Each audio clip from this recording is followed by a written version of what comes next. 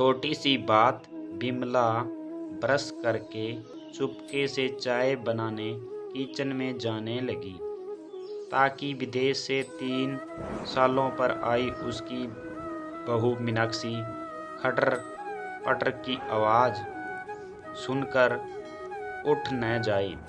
मीनाक्षी का bedroom kitchen से सटा हुआ था, लेकिन किचन में प्रवेश करते ही बिमला स्तंभ रह गई। मीनाक्षी को देखा, वह चूल्हे के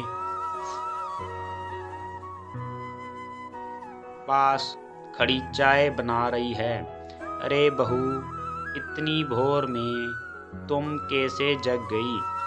आजकल के पढ़े लिखे लोग तो बहुत लेट से उठते हैं। बिमला ने मजाकिया अंदाज में कहा, माँ जी, मुझे पता है आप सूर्योदय से पहले उठती है, सबसे पहले चाय पीती है, उसके बाद स्नान और फिर पूजा।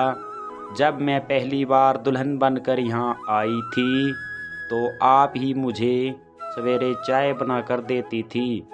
सच, उस समय मुझे बहुत आराम लगता था।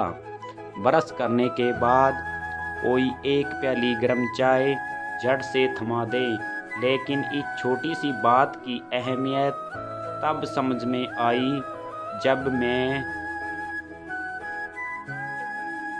पढ़ाई करने विदेश गई। आपने ही बड़े शौक से मुझे वहाँ भेजा था, यह कहकर कि यदि मेरी बेटी पढ़ने के लिए विदेश जा सकती है तो बहू क्यों नहीं। सुनकर मैं बेहद खुश हो गई थी। उस समय मुझे आपको पकड़कर चूमने का मन कर रहा था और मेड की सुविधा थी और न आप जैसी सास माँ। सारा काम खुद ही करना पड़ता था। आपको यह स्टोरी अच्छी लगी तो चैनल को सब्सक्राइब।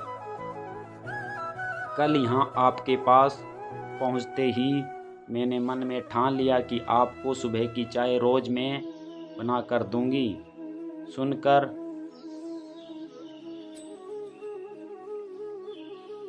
बिमला मंत्रमुग्ध हो गई। एक हाथ बढ़ाकर उसने बहू के हाथ से चाय की प्याली ली और दूसरे हाथ उसके सर पर रखते हुए बोली, बहू, तुम्हारी हर मनोकामना पूर्ण हो जाए। आज मेरी आत्मा तृप्त हो गई। हम औरतों की इन छोटी छोटी बातों को समझना सचमुच इतना आसान नहीं होता।